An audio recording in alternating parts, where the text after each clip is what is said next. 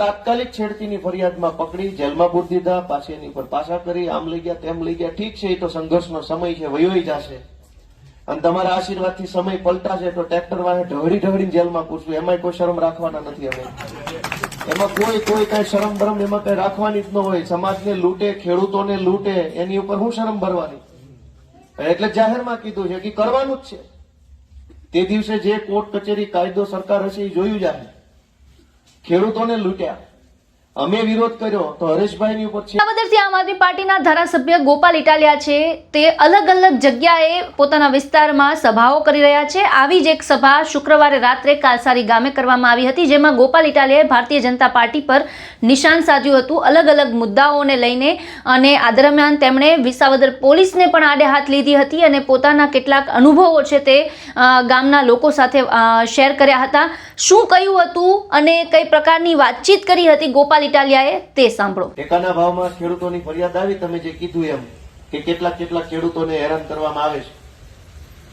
તો હરેશભાઈ ને, જયસુખભાઈ ને, વિપુલભાઈ ને, રાજુભાઈ ને અમારે ચર્ચા થઈ કે ભાઈ તમે ત્યાં જઈને જરાક જુઓ અને ખેડૂતો આરે ચર્ચા કરો અને પોઝિટિવ રીતે આપણે આગળ વધો. તો 18 તારીખે પહેલી વખત મેં વિસાવદરના પ્રાંત અધિકારીને ફોન કર્યો કે ભાઈ અહીંયા વિસાવદરના એક જ સેન્ટર ઉપર વધારે પડતી માથાકૂટ થાય છે, દાદાગીરી થાય છે, ગુંડાગીરી થાય છે. એટલે પ્રાંત અધિકારીએ મને સરકારી જવાબ આપ્યો, સારું જોઉં છું, નામ છું, તેમ છું, જે સરકારી હોય એ. 19 તારીખે મેં બીજી વાર ફોન કર્યો. 20 તારીખે મેં ખેતીવાડી અધિકારીને ફોન કર્યો. 21 તારીખે મેં અધિક કલેક્ટરને ફોન કર્યો. 23 તારીખે કલેક્ટર હારે વાત થઈ અને 24 તારીખે બીજી વાર કલેક્ટર હારે મારે વાત થઈ. 18 તારીખથી લઈ 24 તારીખ સુધી સળંગ અધિક કલેક્ટર, ડેપ્યુટી કલેક્ટર, આ બધા લોકોને, ખેતીવાડી અધિકારી, તમામ લોકોનું ધ્યાન દોર્યું મેં કે ભેસાણમાં નહીં, જુનાગઢમાં નહીં, વિસાવદરની અંદર 3 માંથી 2 માં નહીં, એક જ જગ્યાએ આવી દાદાગીરી હલકાવેડા હાલે છે. એને તમે રોકો, ના પાડો કે આવું ન કરે. એ પછી એ સમજ્યા નહીં. હવે ધ્યાનથી સાંભળજો વાત કે મેં એટલા બધા પ્રયત્ન કર્યા પછી તે સમજ્યા નહીં. એટલે મેં 24 તારીખે લેખિતમાં ધારાસભ્યના લેટર પેડ ઉપર વિસાવદર પોલીસ સ્ટેશનમાં ફરિયાદ આપી કે વિસાવદરના ફલાણા ટેકાના ભાવના સેન્ટર ઉપર પૂરેપૂરી નાગાઈ હાલે છે અને આટલા માણસો, એના નામ લખ્યા મેં કે માળિયા તાલુકામાંથી કેટલાક લુખા લફંગા આવી અને સેન્ટર પર બેસી ડરાવી ધમકાવી પૈસા પડાવવાની કોશિશ કરે છે. એવી ફરિયાદ 24 તારીખે મેં, નવેમ્બર 24 ની વાત છે, નવેમ્બર 24 માં મેં ફરિયાદ આપી. અને ત્યાર પછી 24 તારીખે વિસાવદરના પોલીસ સ્ટેશનમાં મેં લેખિતમાં ફરિયાદ આપી કે આ સેન્ટર ઉપર તોડબાજી થાય છે, દાદાગીરી થાય છે, માળિયાથી આવેલા કેટલાક ગુંડાઓ બેસે છે વિસાવદરમાં, એને રોકો. એટલે પોલીસે શું કર્યું વિસાવદરને? 28 તારીખે 4 દિવસ પછી હરેશભાઈ સાવલિયા ઉપર છેડતીની ખોટી ફરિયાદ દાખલ કરી. હરેશભાઈ ગયા હતા ટેકાના ભાવના સેન્ટર ઉપર, ત્યાં ખેડૂતોની મદદ કરવા. એક ફોન આવ્યો હતો કે અમને આવી રીતે આમ છે. એટલે મેં કીધું હરેશભાઈ જાઓ, તમે જરાક સાંભળો શું મુદ્દો છે. ત્યાં જે મજૂરી કરતા માણસો હોય મધ્યપ્રદેશથી આવેલા, એમાંથી મજૂર પરિવારની એક બેનને ફરિયાદી બનાવી અને છેડતીની ફરિયાદ વિસાવદર પોલીસે ઉભા લખી લીધી ને 1 દિવસમાં હરેશભાઈ પકડીને જેલમાં પૂરી દીધા. ધારાસભ્યએ 24 તારીખે ફરિયાદ આપી. 24 નવેમ્બરે એ ફરિયાદ ઉપર વિસાવદરના પોલીસે, આજે હું વાત કરું છું ત્યારે ફેબ્રુઆરી મહિનો થઈ ગયો, 6 ફેબ્રુઆરી, હજુ સુધી કોઈ પગલા લીધા નથી. મારા પત્રમનું શું કર્યું એની કોઈ ખબર નથી. મેં 10 વખત ઉઘરાણી કરી કે ભાઈ શું કર્યું, મારા ધારાસભ્યનો લેટર પેડનું શું કર્યું, કોઈ જવાબ નથી. 3 મહિના થઈ ગયા. હરેશભાઈને તાત્કાલિક છેડતીની ફરિયાદમાં પકડી જેલમાં પૂરી દીધા, પાછી એની પર પાછા કરી, આમ લઈ ગયા તેમ લઈ ગયા. ઠીક છે, એ તો સંઘર્ષનો સમય છે, વયોઈ જશે. અને તમારા આશીર્વાદથી સમય પલટાશે તો ટ્રેક્ટર વાળે ઢળી જેલમાં પૂરશું. એમાં કોઈ શરમ રાખવાના નથી અમે. એમાં કોઈ કઈ શરમ બરમ એમાં કઈ રાખવાની જ ન હોય. સમાજને લૂંટે, ખેડૂતોને લૂંટે, એની ઉપર હું શરમ ભરવાની? એટલે જાહેરમાં કીધું છે કે કરવાનું જ છે. તે દિવસે જે કોર્ટ કચેરી કાયદો સરકાર હશે એ જોયું જાહે. ખેડૂતોને લૂંટ્યા, અમે વિરોધ કર્યો તો હરેશભાઈની ઉપર છેડતીની ફરિયાદ કરી. આ તો કેટલું વ્યાજબી છે? પોલીસના લુગડા પહેરી લીધા તો થાય એટલું સારું કામ કરો, ન થાય તો કાંઈ ન કરો, પણ કરો તો સારું કરો. અને સૌથી મહત્વની વાત તમને કાલસારી ગામને ખાસ કહેવી પડે એવી છે કે 2 દિવસ પહેલા તમે જોયું કે વિસાવદરના નગરપાલિકામાં ડખો થયો. ખ્યાલ છે તમને બધા? એમાં આપણા ગામના વઘાસિયા સાહેબ છે. તમે તો બધા ઓળખતા જશો સાહેબ કેવા છે, શું છે, કેમ છે. એ તો મારે તેમાં કઈ પરિચય આપવાનો નથી, તમારા ગામના છે. ઈમાનદાર માણસ છે, એકદમ આપણા વિસાવદર તાલુકા માટે ખૂબ સારી ભાવનાથી કામ કરે. સરકારમાંથી નિવૃત્ત થઈ ગયા ક્લાસ 1 અધિકારી તરીકે. વિસાવદરમાં ભાજપ વાળાએ અને પોલીસ વાળાએ ભેગા મળીને હું ધંધા ચાલુ કર્યા છે એના 2 દાખલા છે કે વઘાસિયા સાહેબ સરકારી નોકરીમાંથી નિવૃત્ત થયેલા છે, પેન્શન આવે છે ને સારું એવું, છોકરા સેટ છે, લગભગ કમાણીને કાંઈ ઘટતું નથી, છતાંય વિસાવદરની નગરપાલિકામાં એટલે નોકરી કરે છે કે એને વતન પ્રેમ છે.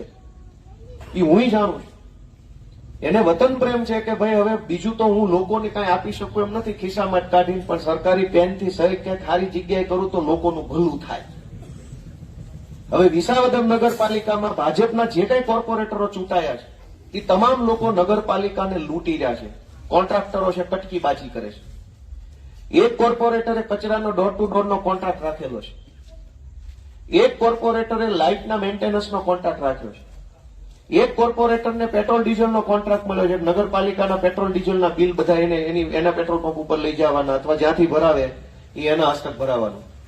એક કોન્ટ્રાક્ટરને ગટરના કામનું કામ મળ્યું છે, એકને રોડનું મળ્યું છે, એકને જાહેરાત છાપવાનું કામ મળ્યું છે. નગરપાલિકા તરફથી છાપામાં જે કઈ જાહેરાતો આપવાની હોય એ એક ફલાણા ભાઈ નામનો કોર્પોરેટર છે એના હસ્તક જ આપવાની, એટલે એ એની કટકી વચ્ચે કાપી દે. પેટ્રોલ ડીઝલનો કોન્ટ્રાક્ટર સરકારી વાહનોમાં કે ભાડે રાખેલા, નગરપાલિકાએ ભાડે રાખેલા વાહન હોય એમાં પેટ્રોલ ડીઝલ ભરાવવું હોય તો ભાજપના કોર્પોરેટર હસ્તક ભરાવે એટલે એમાં એનું કમિશન લાગે.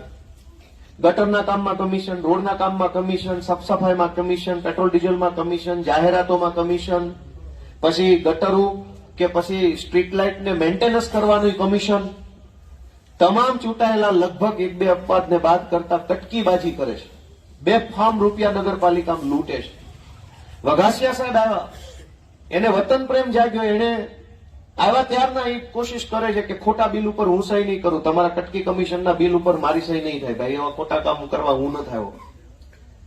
2 મહિના, 4 મહિના, 6 મહિનાથી આ લોકો કેદુના ઉપાડો લેતા. કમિશન બંધ થયું, કટકી બંધ થઈ, હારો માણા આવ્યો, આવક બંધ થઈ એટલે બધા ટોળું વળીને એને ઘેરવા ગયા, દબાવવા ગયા, પ્રેશરમાં લેવા. તમામ હતા એટલા બધા ભાજપ ગયા. પણ ઈમાનદાર માણસના અવાજમાં રણકો હોય. એ તો જે 2 પૈસા ખાઈ ગયો ને એ ન બોલી શકે. જેને જિંદગીમાં કાળી કોડી ન લીધી હોય ને એ તો હામો થાય, અને થયા ને હામા. હવે તમે જુઓ કે ખેલ શું થયો કે વઘાસિયા સાહેબ વિસાવદરના ચીફ ઓફિસર તમારા ગામના, એને એક પણ પૈસાનું કાળું કામ નથી કર્યું, પણ આ બધા ભાજપ વાળા મળીને એની પાસે ખોટા કાગળ ઉપર સહીઓ કરાવીને કરોડો રૂપિયાના બિલ મુકાવવા માંગે છે.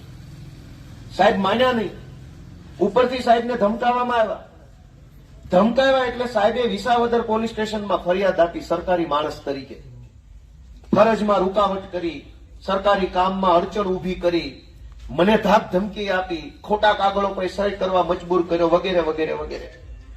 સરકારી માણસે વિસાવદરમાં ફરિયાદ આપી, એની સામે ભાજપ વાળાએ ફરિયાદ આપી કે અમને આને છરી બતાવ્યો. અહીંયા છરો લઈને નોકરી કરવા જાય કોઈ? ફરિયાદ જુઓ, ધ્યાનથી સાંભળજો કે અમને ચીફ ઓફિસરે છરી બતાવીને, તમે એટલા બધા સજ્જન માણસો છો, તમને છરી બતાવીને તમને બીક લાગી. કેટલા ખોટા માણસો છો. વિસાવદર પોલીસે શું કર્યું એ તમે જુઓ કે વઘાસિયા સાહેબે ફરિયાદ આપી, તેના તે જ દિવસે ભાજપ વાળાએ ફરિયાદ આપી. એ વાતને 4 દી લગભગ આજે થઈ ગયા. બીજા જ દિવસે વઘાસિયા સાહેબને પોલીસ સ્ટેશન બોલાવીને ધરપકડ કરીને એના જામીન લેવડાવવામાં આવ્યા. અને ભાજપ વાળાની ઉપર આજ દી સુધી કોઈ કાર્યવાહી નથી થઈ. વિચાર કરો,